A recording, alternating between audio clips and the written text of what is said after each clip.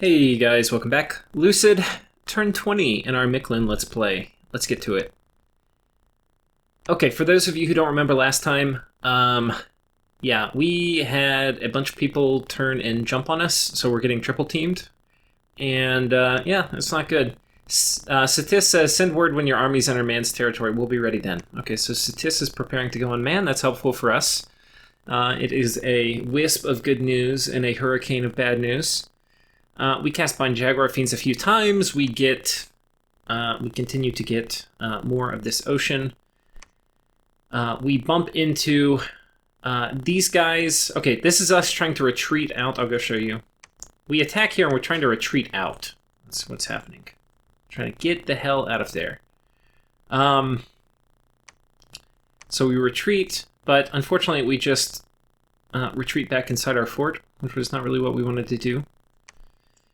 Okay, coming down here, we attack Utgard right here. This is us. I think we had sent him a message this turn saying, hey, we're just taking our cap circle back.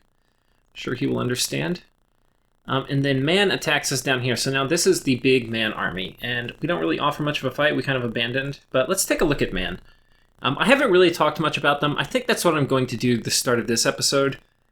They are actually a very strong nation, and they're a nation which I didn't think was that strong. And then I had played another good player in a different game I was subbing in, which, by the way, you should sub. You learn about the game. Another good player that was playing Late Age Man. I think he ended up winning.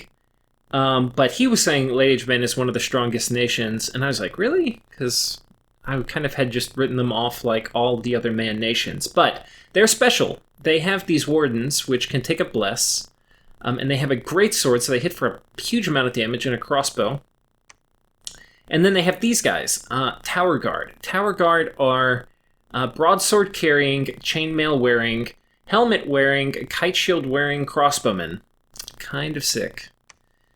I mean, yeah, that's pretty ridiculous. I mean, once, and I don't think this game will get to this point, so man's actually pretty damn good for this game.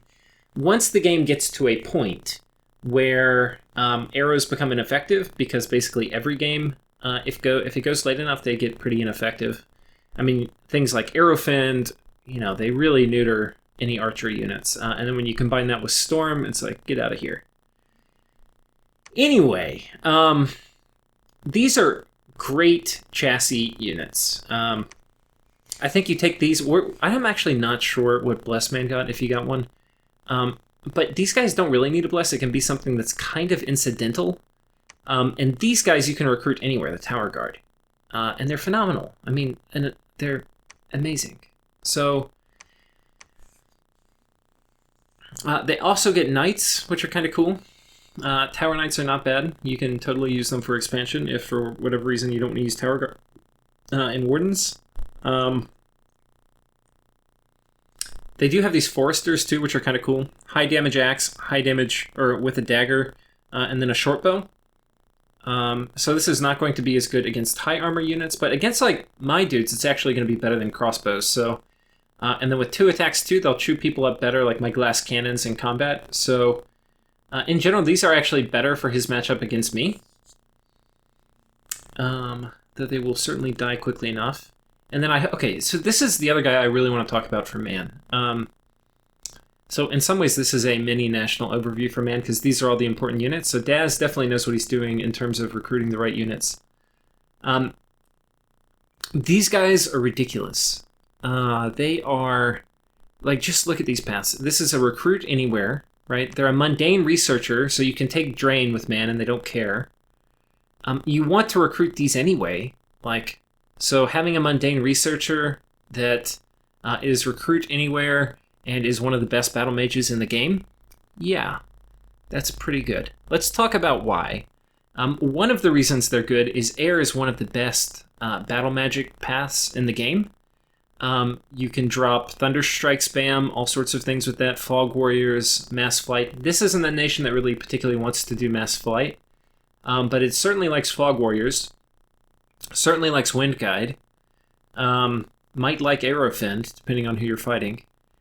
But, okay, just having an Air 2 that you can get is not that important. It's the fact that it's an Air 2 with an Astral And all of these are going to have these paths. So Air 2 with Astral means you can now have air communions, which are very powerful. And, of course, let's just throw in Earth so that potentially, if we want to, everybody can Iron Skin first round of combat, so they're very hard to kill.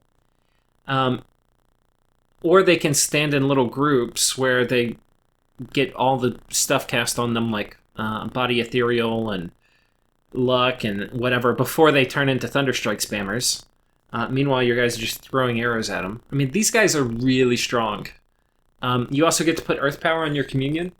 And then, if there's things that, like, thugs or super combatants you can't kill other ways, like, you know, like maybe you're fighting the new LA Falegra and you want to kill them, well, these guys are perfectly equipped to do aim, right? Get that precision up, and then drop Gifts of Heaven, which will just annihilate super combatants.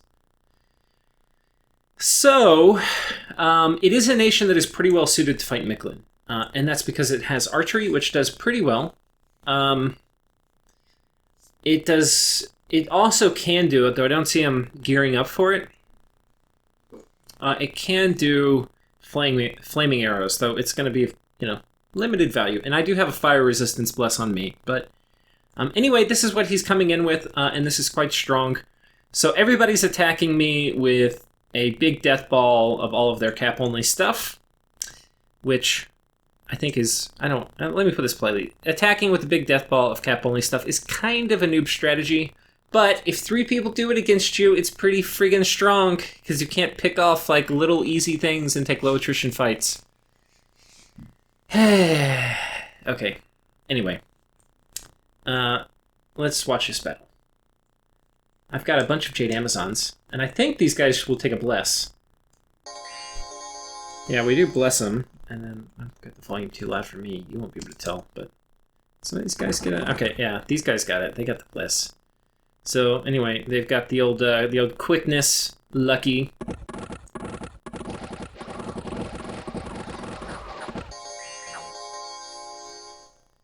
Does it work? Do we kill some of them?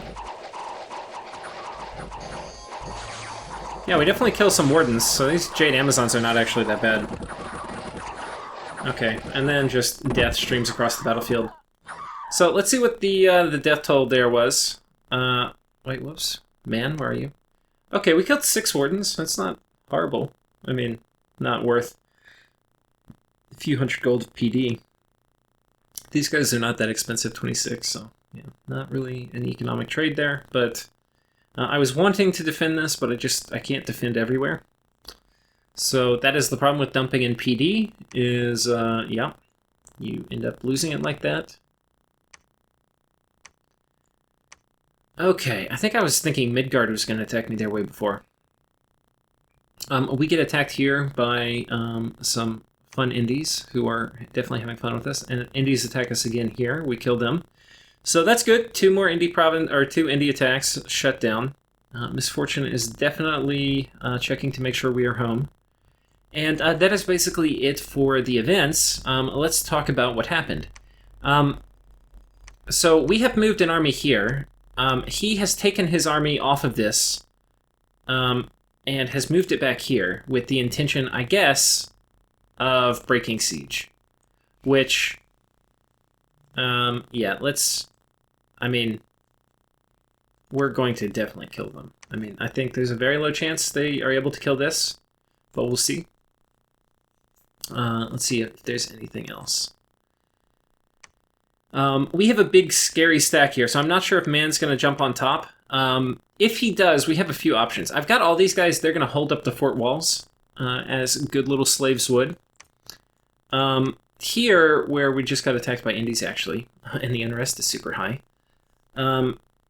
Here, we are going to go ahead and move these guys over this way. I wonder, there's definitely a site here that is causing the unrest to go up. Okay.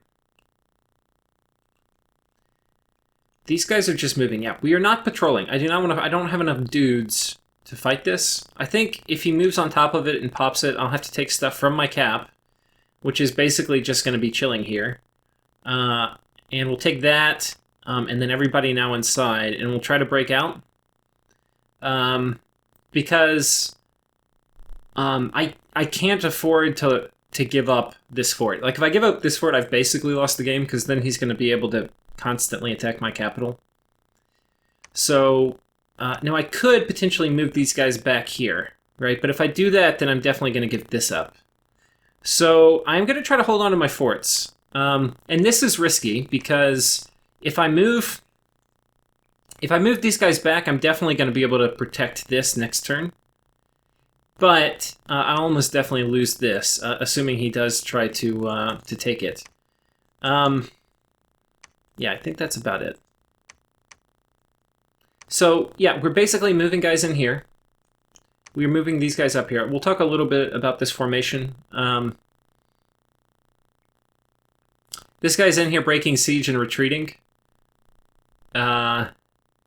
which is probably fine. He could cast Summon Imps or something, but that's not going to be super high impact this fight. I'd rather just not have him die. Then we've got, okay, these guys are right here, so they're just going to kind of bulk up the middle of the line if we have a few casualties. And then basically we've got these guys on attack closest, these guys in the back on hold and attack rear. This guy's spamming out Cheat Fate. Probably, now that we have Body Ethereal, we should be doing that. I think I said that last episode too. We are sending in a tiny little squad to kick this one Black Templar off, and we should do that just fine. So we can start recruiting again. I think that's about it. In terms of our cap, we are getting more Jaguar Fiends. Yeah. That's basically it. For recruitment, I'm getting more Priest Kings. We definitely can use them. The thing is, we can all... Priest Kings in some ways are nice. They have a ton of leadership. But if you're using them just for the nature path, we can actually do that on the Nahuli. So I'm not totally sure if this is the right call, recruiting a lot of these guys. I probably should just be relying on the Nahuli. But yeah, I mean, I need these guys to do Divine Blessing, but I think I have enough of that, so I don't really need to recruit more of them for the moment. I just need one per major army. These guys, I basically need enough of them to get more of my Jaguar Fiends. In terms of what spells I can cast, so in Fire, there's not too much that's going to be going on. I don't have access to... I wonder if my hero has it. He might have access to Solar Eclipse. Forget where I put him. Okay, here he is. He does not have access to Solar Eclipse. So if we look in Alteration, yeah, there's not too much going on in here for Fire. For Nature, I'm going to get Wooden Warriors very shortly, and then potentially Army of Giants or Mass Protection. Mass Protection is huge. I'm incidentally also going to get Fog Warriors. Now, Fog Warriors in and of itself, probably not going to be easy for me to cast, but I do have this guy. And he can definitely cast it. Well, okay, he's probably going to have to cast it as part of a communion, but that's okay. Because dropping Fog Warriors on a Doom stack, I'm just going to go park that on top of somebody's capital. And if I have any choice about it, I would like for that to be Ulm. But to do that, I have to survive, which is not looking good. The other thing that's important is I haven't gotten any word back from Utgard, but so far he's just sitting here. So I'm just going to get these guys out of here, and we'll have just peacefully taken back our little forest. So I don't know if he's agreed to my plan to just sit here and wait while I fight Man and Ulm with my armies, and then he can kind of come in with the killing blow once it's pretty clear I'm going to lose. He hasn't responded and said he's agreed, but he is sitting there. He's doing everything I need him to. So anyway, that is okay, I guess. I think that's it. I think that's about it for this turn. So kind of short episode. Thank y'all for watching. See you next time.